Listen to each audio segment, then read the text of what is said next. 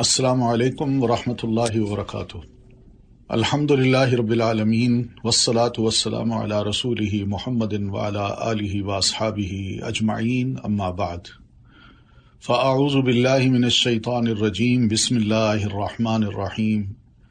تلک الرسل فضلنا بعضهم علی بعض منہم من کلم اللہ ورفع بعضهم درجات وآتینا عیسی ابن مریم البینات وَأَيَّدْنَاهُ بِرُوحِ الْقُدُسِ وَلَوْ شَاءَ اللَّهُ مَا اقْتَتَلَ الَّذِينَ مِن بَعْدِ مَا جَاءَتْهُمُ الْبَيِّنَاتُ وَلَكِنِ اخْتَلَفُوا فَمِنْهُم مَّنْ آمَنَ وَمِنْهُم مَّنْ كَفَرَ وَلَوْ شَاءَ اللَّهُ مَا اقْتَتَلُوا وَلَكِنَّ اللَّهَ يَفْعَلُ مَا يُرِيدُ۔ سورہ بقرہ آیت نمبر 253 سے انشاءاللہ ہم آغاز کر رہے ہیں آج کا، اور یہ تیسرا پارہ ہی اس سے شروع ہوتا ہے۔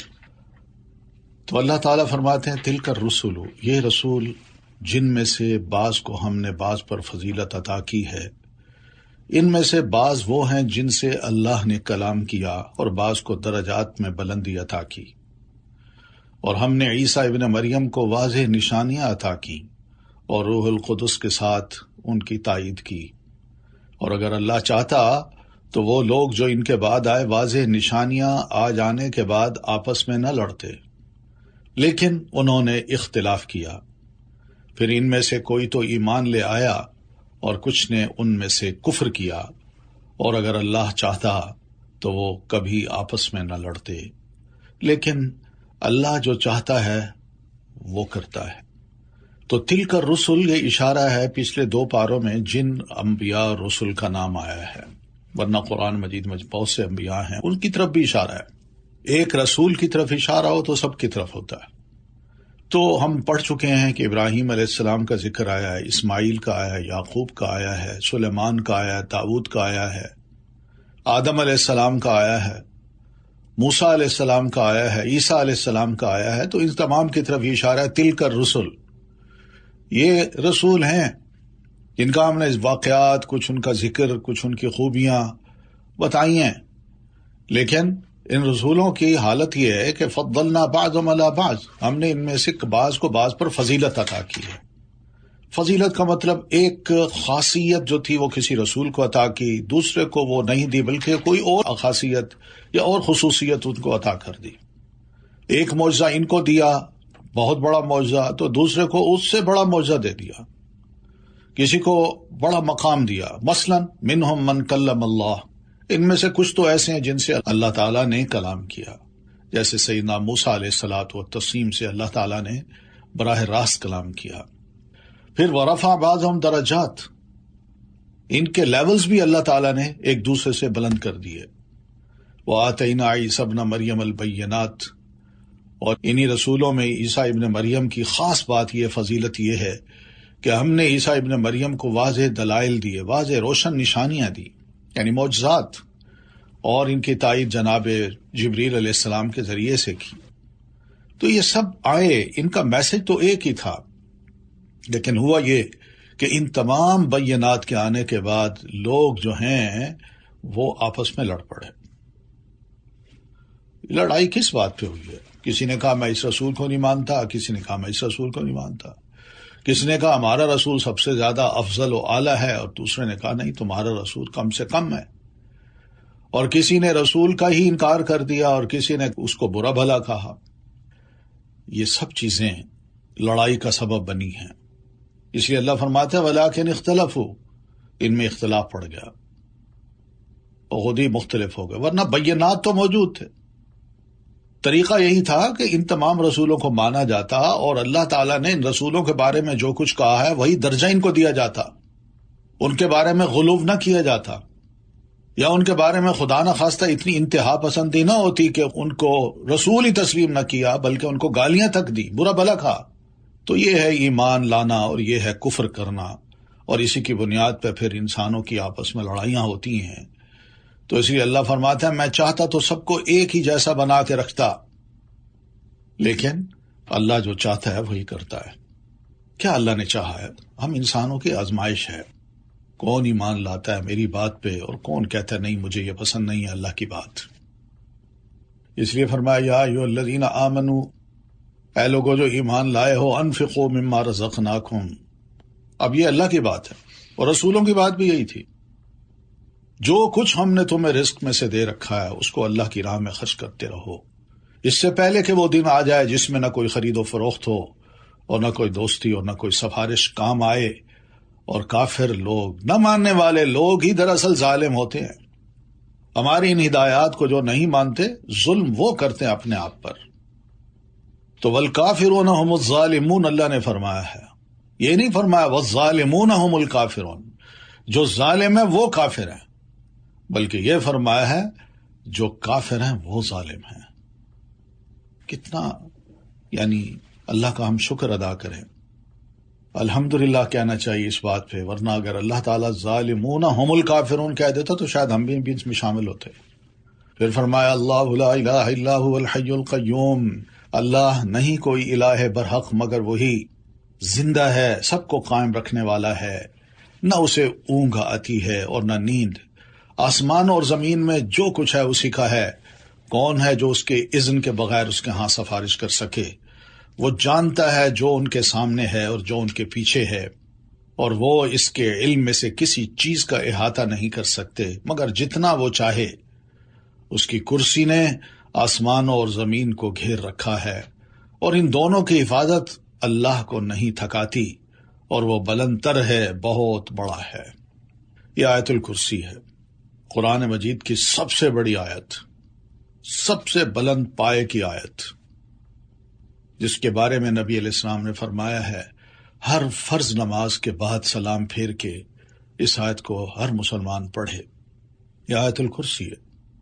تو قرآن مجید کی یہ سب سے عظیم آیت اس اعتبار سے ہے کہ صحابی رسول واصلہ ابن اسقع فرماتے ہیں کہ نبی صلی اللہ علیہ وسلم ان لوگوں کے پاس، یعنی ہمارے پاس صفہ کے لوگ تھے، وہ چبوترا تھا، اس پہ تشریف لائے، اور یہ چبوترا مہاجرین کے لیے مخصوص تھا. تو ایک آدمی نے آپ سے پوچھا اللہ کے رسول، قرآن مجید کی کون سی آیت سب سے بڑی ہے، عظیم آیت ہے، اعظم؟ تو آپ نے فرمایا اللہ لا الہ الا هو الحی القیوم. پھر یہ بھی آپ صلی اللہ علیہ وسلم کا ارشاد ہے کہ ایک مرتبہ ابی بن کعب رضی اللہ تعالیٰ عنہ سے نبی علیہ الصلوۃ والتسلیم نے پوچھا، ابی جانتے ہو اللہ کی کتاب میں سب سے عظیم آیت کون سی ہے؟ انہوں نے کہا کہ اللہ اور اس کے رسول ہی زیادہ جانتے ہیں. آپ نے یہ سوال کئی مرتبہ دہرایا، جانتے ہو ابی وہ کون سی عظیم آیت ہے؟ انہوں نے عرض کی اللہ کے رسول آیت الکرسی. آپ نے سنتے ہی ان کے سینے پہ ہاتھ مارا اور آپ نے فرمایا لیہنک العلم، ابو المنذر تمہیں علم مبارک ہو. آپ فرماتے ہیں اس ذات کی قسم جس کے ہاتھ میں میری جان ہے، عرش کے پائے کے پاس یہ اللہ الملک کی پاکیزگی بیان کرتی ہوگی اور اس کی ایک زبان اور دو ہونٹ ہوں گے. یہ آیت شیاطین سے حفاظت کرنے والی بھی آیت ہے. آپ نے فرمایا کہ جب تم اپنے بستر پہ جاؤ تو آیت الکرسی پڑھ لیا کرو، اللہ کی طرف سے ایک حفاظت کرنے والا مسلسل تمہارے پاس رہے گا اور شیطان صبح تک تمہارے قریب بھی نہیں آئے گا. نبی صلی اللہ علیہ وسلم نے فرمایا وہ ہے تو جھوٹا. وہ سیدنا ابو ہریرہ رضی اللہ تعالیٰ عنہ کے ساتھ جو واقعہ ہوا تھا کہ آپ صلی اللہ علیہ وسلم نے انہیں صدقۃ الفطر کی حفاظت کے لیے بیت المال جو تھا اس کے لیے مقرر کیا. ایک آنے والا وہ کہتے ہیں میرے پاس آیا اور دونوں ہاتھوں بھر کے غلہ لینے لگا. میں نے اسے پکڑ لیا اور کہا کہ میں تجھے ضرور رسول اللہ صلی اللہ علیہ وسلم کے پاس لے چلوں گا. تو پھر یہ حدیث انہوں نے بیان کی تو نبی علیہ السلام نے سن کے فرمایا ہے تو جھوٹا، مگر اس نے یہ بات سچ کہی اور وہ شیطان تھا. یہ آیت جنت میں لے جانے والی بھی ہے. جو شخص ہر فرض نماز کے بعد یہ آیت پڑھے گا اس کو موت کے علاوہ آپ فرماتے ہیں کوئی چیز جنت میں جانے سے نہیں روک سکتی. وسع کرسی السماوات والارض، یہ کرسی کیا ہے؟ یہ سیدنا ابن عباس رضی اللہ تعالیٰ عنہما کا ایک قول ہے. اس قول کو اس وجہ سے ترجیح دی جاتی ہے کہ ابن عباس ایک ایسے صحابی ہیں جن کے بارے میں نبی علیہ السلام نے دعا کی تھی کہ اللہم علمہ تأویل الکتاب، اللہ اس کو کتاب کے جو الفاظ ہیں، جملے ہیں، ان کا صحیح معنی و مفہوم سکھا دے۔ تو انہوں نے بعد میں جو تفسیر بیان کی، تمام صحابہ کرام نے اس کو تسلیم کیا۔ تو وہ کرسی کی تعریف کرتے ہوئے کہتے ہیں کہ الکرسی موضع القدمین، کرسی پاؤں کی جگہ ہے، والعرش، اور عرش کی اصل مقدار کا کوئی بھی اندازہ نہیں لگا سکتا، لا يقدر احد قدرہ۔ تو جب کرسی کی اتنی بڑی وسعت ہے اور آسمان و زمین سے بھی زیادہ وسیع ہے، تو سوچئے اس کرسی کے بارے میں نبی علیہ الصلوۃ والتسلیم نے فرمایا کہ ساتوں آسمان کرسی کے مقابلے میں ایسے ہیں جیسے بیابان زمین میں کوئی چھلا پڑا ہو، اور پھر کرسی کے مقابلے میں عرش کی ضخامت اس طرح ہے جیسے اس چھلے کے مقابلے میں پورا صحرا ہے۔ اس سے ہم اندازہ کر سکتے ہیں کہ اللہ کی ذات کتنی بڑی ہوگی، اس لیے تو ہم کہتے ہیں اللہ اکبر۔ پھر فرمایا لا اکراہ فی الدین، یاد رکھیے دین کے بارے میں کوئی جبر نہیں ہے، کسی کو زبردستی ہم نہیں کہہ سکتے کہ دین میں داخل ہو جاؤ، مار کٹائی کر کے، جس طرح لوگ دوسروں کو بے ایمان بنانے کے لیے، قائل کرنے کے لیے زبان سے کہلوا کے مطمئن ہو جاتے ہیں۔ ہمارا دین اس سے کہتا نا، نہیں، کوئی جبر نہیں۔ کیوں؟ ہدایت گمراہی سے الگ ہو چکی ہے، سب کو پتا ہے۔ تو جو کوئی طاغوت کا انکار کرے اور اللہ پر ایمان لائے تو یقیناً اس نے ایک مضبوط کڑا تھام لیا جو ٹوٹنے والا نہیں، اور اللہ خوب سننے والا، خوب جاننے والا ہے۔ ایمان اندر جب گھس جاتا ہے نا، دل کے اندر اپنی جڑیں مضبوط کر لیتا ہے، تو اس کو مار کٹائی کر کے کیسے توڑا جا سکتا ہے؟ یہ کڑا بڑا مضبوط ہوتا ہے بھائی۔ اللہ ولی الذین آمنوا، اللہ ان لوگوں کا دوست ہے جو ایمان لائے، وہ انہیں اندھیروں سے نور کی طرف نکال لاتا ہے، اور وہ جنہوں نے کفر اختیار کیا ان کے دوست طاغوت ہیں جو انہیں نور سے اندھیروں کی طرف نکال لے جاتے ہیں، یہی لوگ آگ کے ساتھی ہیں جو اس میں ہمیشہ رہنے والے ہیں۔ دیجئے، اگر ہم مومن ہیں تو اللہ تعالی ہمارا پھر متولی بن جاتا ہے، مددگار، معاون۔ اللہ محبت کرتا ہے ایسے لوگوں سے، اور معاون کا مطلب یہ کہ جتنے بھی مومن کے معاملات ہوتے ہیں ان کی ذمہ داری اللہ پھر اٹھا لیتا ہے، وہ اپنے علاوہ کسی اور کے حوالے نہیں کرتا، حتیٰ کہ ان کی ہدایت کا ذمہ بھی اللہ تعالی لے لیتا ہے۔ اور مسلمان، اس کا تو ایمان ہے کہ اللہ کے سوا میرا کوئی دوست اور کوئی مددگار نہیں۔ جو دوسروں کو بناتے ہیں وہ عارضی ہیں، وقتی ہیں، جب مشکل آتی ہے نا سب چھوڑ جاتے ہیں، سب کو اپنی پڑی ہوتی ہے۔ آج دیکھ لیجئے حالات ہمارے، ہم مسجدوں کا رخ کم کرتے تھے، درگاہوں کی طرف جاتے تھے زیادہ۔ آج درگاہیں خالی پڑی ہیں، لاک ڈاؤن ہیں، وہ خود اکیلے رہ گئے ہیں، مگر اللہ تعالی کی ذات آسمان اور زمین پر اپنی بادشاہت کو دکھا رہی ہے۔ بتاؤ اس مشکل میں تمہارا ولی کون ہے؟ تمہارا مددگار کون ہے؟ تو اللہ دنیا میں جس کا سرپرست بن جائے، آخرت میں بھی اللہ اس کا سرپرست بنے گا، یاد رکھیے۔ اسلام میں کچھ حصہ ڈال دیجئے تو اللہ تعالیٰ نے بھی حصہ ڈالنا ہے۔ یہ حصہ کیا ہے؟ نماز ہے، روزہ ہے، زکوٰۃ ہے، تو اسلام کے اہم حصے ہیں۔ تو دنیا میں جس بندے کا اللہ سرپرست بن جائے، قیامت کے دن اسے اللہ کسی اور کے حوالے نہیں کرے گا۔ یاد رکھیے، جو شخص کسی قوم سے محبت کرتا ہے، اللہ تعالیٰ بھی اسے انہی میں شمار کرتا ہے کہ محبت اس کی ان کے لیے تھی، میرے لیے نہیں تھی۔ قیامت کے روز اللہ تعالیٰ اپنے اولیاء پر خاص رحمت کرنے والا ہے۔ اللہ تعالیٰ کے پاس 100 رحمتیں ہیں، آپ فرماتے ہیں اس نے ایک رحمت دنیا والوں میں تقسیم کی ہوئی ہے، جب تک وہ زندہ رہیں گے وہ ان پر وسیع رہے گی، یعنی ان کو کافی ہوگی، اور باقی 99 رحمتیں اللہ تعالیٰ نے اپنے اولیاء کے لیے رکھ چھوڑی ہیں، اور یہ کل قیامت کو اللہ تعالیٰ نے نوازنا ہے اپنے اولیاء پر، پوری 100 رحمتیں اللہ تعالیٰ فرمائے گا۔ اب اس کی ایک شکل یہ دیکھیے، الم تر الی الذی حاج فی ابراہیم، حاج ابراہیم فی ربہ، کیا آپ نے اس شخص کی طرف نہیں دیکھا جس نے ابراہیم سے اس کے رب کے بارے میں جھگڑا کیا، اس بنا پر کہ اللہ نے اسے بادشاہت عطا کر رکھی تھی، جب ابراہیم نے اس سے کہا کہ میرا رب وہ ہے جو زندگی دیتا ہے اور موت دیتا ہے۔ اس نے کہا میں زندگی دیتا ہوں اور میں موت دیتا ہوں۔ ابراہیم نے کہا ایسا ہے تو بے شک اللہ سورج کو مشرق کی طرف سے لاتا ہے تو تم اس کو مغرب کی طرف سے لے آؤ۔ تو اس بات پر وہ شخص جو کفر اختیار کیے ہوئے تھا ہکا پکا رہ گیا، اور اللہ ظالم لوگوں کو ہدایت نہیں دیتا۔ اقتدار ایک نشہ ہے، اور جب اختیارات بندے کے ہاتھ میں آتے ہیں نا تو وہ سمجھتا ہے کہ میری خدائی ہے، میری چلے گی، میں ہی دیکھوں گا، سب سے نمٹ لوں گا۔ حتیٰ کہ وقت کے جو نیک لوگ ہوتے ہیں، نبی لوگ ہوتے ہیں، ان کے خلاف بھی ان کی زبان بول پڑتی ہے۔ تو ابراہیم علیہ الصلاۃ والتسلیم کے دور کا بادشاہ نمرود، ابراہیم علیہ السلام نے جب اس کو دعوت دی کہ اس رب پر ایمان لاؤ جو میرا اور تمہارا خالق ہے، تو اس نے بلایا، کون سا رب ہے تمہارا؟ کہا میرا رب وہ ہے جو زندگی بھی دیتا ہے اور موت بھی دیتا ہے۔ کہنے لگے یہ کام تو میں بھی کرتا ہوں۔ 2 قیدیوں کو بلایا، ایک کو قتل کر دیا، دوسرے کو کہا جاؤ تم آزاد ہو۔ اور پھر ابراہیم سے کہنے لگا کہ دیکھو ایک کو میں نے مار دیا اور دوسرے کو زندہ کر دیا۔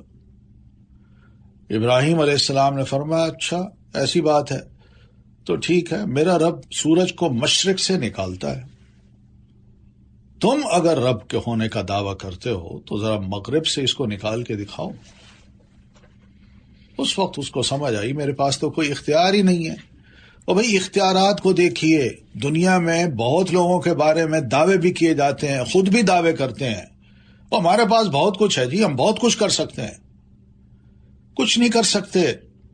اس طرح کے دلائل دے کے ابراہیم علیہ السلام نے وقت کے ظالم اور نمرود بادشاہ کو بالکل خاموش کرا دیا، وہ بھوت ہو گیا وہ۔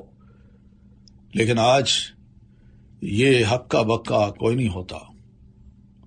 اس سب دلائل کے باوجود لوگ پھر بھی اللہ کے علاوہ کسی اور کو سمجھتے ہیں کہ یہ بھی بیٹے بھی دیتا ہے اور نہیں بھی دیتا۔ او کالذی مر علی قریۃ، یا اسی طرح اس شخص کی طرف نہیں دیکھا آپ نے جو ایک بستی پر سے گزرا جو اپنی چھتوں پر گری پڑی تھی۔ کہنے لگا اللہ اس بستی کو اس کی بربادی کے بعد کس طرح زندہ کرے گا؟ تو اللہ نے اسے بھی 100 سال تک مارے رکھا، پھر اس نے اسے 100 سال کے بعد زندہ اٹھا کھڑا کیا۔ اس نے ماحول کو دیکھا، یہ تو برباد تھی، اب تو ہر طرف چہل پہل ہے، رونق ہے، آبادی ہے، گھر بنے ہوئے ہیں۔ تو اللہ نے پوچھا تم کتنا عرصہ یہاں ٹھہرے رہے ہو؟ اس نے کہا 1 دن یا اس کا کچھ حصہ ٹھہرا ہوں گا، لیکن اتنی بڑی تبدیلی ان کے لیے حیران کن تھی۔ اللہ نے فرمایا نہیں، بلکہ تم 100 سال ٹھہرے رہے ہو، تو تم اپنے کھانے اور اپنے پینے کی طرف دیکھو جو ابھی تک باسی نہیں ہوا ہے، اور اپنے گدھے کی طرف بھی دیکھو، اور یہ اس لیے تاکہ ہم تمہیں لوگوں کے لیے ایک نشانی بنا دیں، اور اپنے مردہ بوسیدہ گدھے کی ہڈیوں کی طرف دیکھو، ہم کس طرح انہیں اٹھا اٹھا کر جوڑتے ہیں آپس میں، پھر انہیں گوشت پہناتے ہیں اور پھر اس میں روح ڈالتے ہیں۔ تو جب اس کے لیے سارا کرشمہ آنکھوں کے سامنے ظاہر ہو گیا، کہنے لگا میں جان گیا ہوں کہ بے شک اللہ ہر چیز پر خوب قدرت رکھنے والا ہے۔ آنکھوں کے سامنے سب کچھ ہوا۔ اس لیے یہ سوچنا کہ جو تباہ ہو گیا دوبارہ کیسے زندہ ہوگا، جو برباد ہوگا اس کو کون دوبارہ بنا سکتا ہے، یہ اللہ کے کام ہے۔ بھائی ان اللہ علی کل شیء قدیر، اللہ ہر چیز پر پوری قدرت رکھتا ہے، مار کے دوبارہ زندہ کر سکتا ہے۔ ہم کچھ نہیں تھے، ہمیں زندگی دے دی، یہ کس کا کام ہے؟ اور جب ہم ہیں تو ہمیں مار بھی دے گا، پھر مارنے کے بعد کیا ہم دوبارہ نہیں اٹھیں گے؟ یہاں مسئلہ ہے، لوگ کہتے ہیں نہیں دوبارہ نہیں اٹھیں گے، اللہ فرماتے ہیں یہ مثال ہے دیکھ لو۔ وَإِذْ قَالَ إِبْرَاهِيمُ رَبِّ أَرِنِي كَيْفَ تُحْيِي الْمَوْتَى، اور وہ وقت بھی یاد کرو جب ابراہیم نے کہا اے میرے رب مجھے دکھا کہ تو مردوں کو کس طرح زندہ کرے گا۔ فرمایا کیا بھلا تم ایمان نہیں رکھتے کہ میں مردوں کو زندہ نہیں کر سکتا؟ اس نے کہا کیوں نہیں، لیکن یہ سوال اس لیے کر رہا ہوں تاکہ میرا دل مطمئن ہو جائے۔ قال، اللہ نے فرمایا ٹھیک ہے، تم مختلف پرندوں میں سے 4 پرندے لے لو، پھر انہیں اپنے سے مانوس کر لو، پھر ان کو ذبح کر کے ان کے ٹکڑوں میں سے ہر پہاڑی پر ایک حصہ رکھ دو جو تمہارے سامنے یہ پہاڑیاں ہیں، پھر خود 5ویں پہاڑی پہ کھڑے ہو کے انہیں بلاؤ، کیونکہ وہ تمہاری آواز سے مانوس تھے، دنیا میں تم بلاتے تھے آ جاتے تھے۔ اب یہ ذبح کیے ہوئے ٹکڑے ٹکڑے قیمہ قیمہ کیے ہوئے پرندوں کا گوشت، ان کو تم اپنی طرف بلاؤ، وہ دیکھنا وہ سب تمہارے پاس اڑتے ہوئے آ جائیں گے، اور جان لو کہ بے شک اللہ بہت زبردست ہے، خوب حکمت والا ہے۔ اور ایسا ہی ہوا، ابراہیم علیہ السلام نے ایسا ہی کیا، اور واقعی وہ قیمے آپس میں جڑے اور پھر پر ان کے لگے اور پھر ان میں جان آئی اور وہ آواز سن کے ابراہیم علیہ السلام کی طرف لوٹ آئے۔ تو یہ سب جو واقعات ہیں، اب اس کا یقین کیسے ہو؟ یاد رکھیے یقین کے 3 درجات ہوتے ہیں، یہ علماء نے بیان کیے ہیں۔ ایک ہے علم الیقین، ایک ہے عین الیقین، اور ایک ہے حق الیقین۔ یہ تینوں درجات قرآن مجید نے بیان، ان ھذا لہو حق الیقین ثم لترونها عین الیقین، اور ایک ہے علم الیقین۔ تو علم یقین کی مثال دیکھ لیجئے، اللہ تعالیٰ نے فرمایا کلا لو تعلمون علم الیقین، ہرگز نہیں، کاش تم جان لیتے یقین کا جاننا۔ اب یہ علم یقین بھی ان تینوں واقعات سے حاصل ہوتا ہے، جن کے ساتھ جو بیچ میں کھڑے ہیں نا، موجود ہیں، میں ان کی بات کر رہا ہوں۔ عین الیقین کی مثال اللہ فرماتے ہیں ثم لترونها عین الیقین، پھر یقیناً تم ضرور اسے یقین کی آنکھ سے دیکھ لو گے۔ وہ کون سی آنکھ ہے؟ یقین کی آنکھ، کہ واقعی میں سویا ہوا نہیں ہوں، میں جاگ رہا ہوں، میری آنکھوں کے سامنے یہ سب کچھ ہو رہا ہے، فرشتے آ رہے ہیں میری روح کو لینے کے لیے، اور ان کے رویوں کو دیکھ رہا ہوں میں۔ اگر میں نیک ہوں تو ان کی آمد جو ہے نا وہ بڑی خوش کن لگتی ہے، اور اگر خدا نخواستہ میں برا ہوں تو ان کی آمد میری آنکھیں یقین کر لیتی ہیں کہ آج میرا بڑا بھیانک دن ہے۔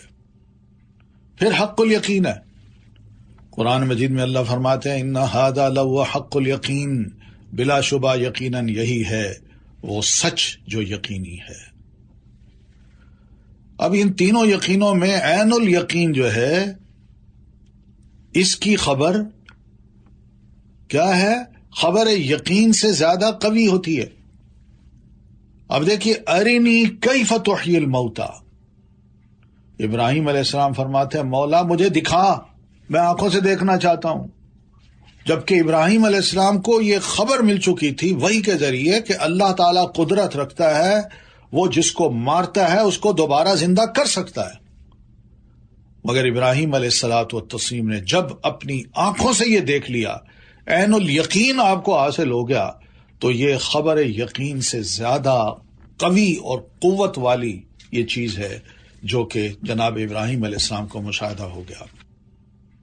اس لیے حدیث میں آپ فرماتے ہیں لیس الخبر کالمعاینہ، سنی سنائی خبر عینی مشاہدے کی طرح نہیں ہوتی۔ شنیدہ کہ بود مانند دیدہ۔ پھر یقین پورا ایمان ہے۔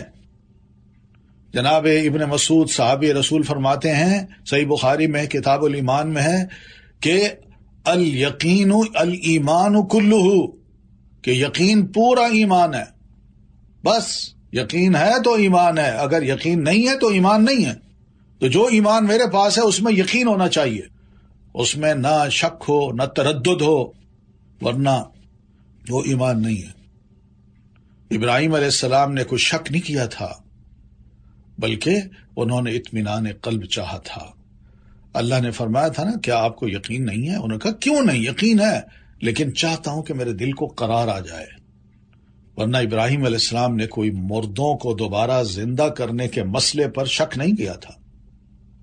آپ فرماتے ہیں اگر انہوں نے شک کا اظہار کیا ہوتا تو ہم یقیناً شک کرنے میں ان سے زیادہ حقدار ہوتے۔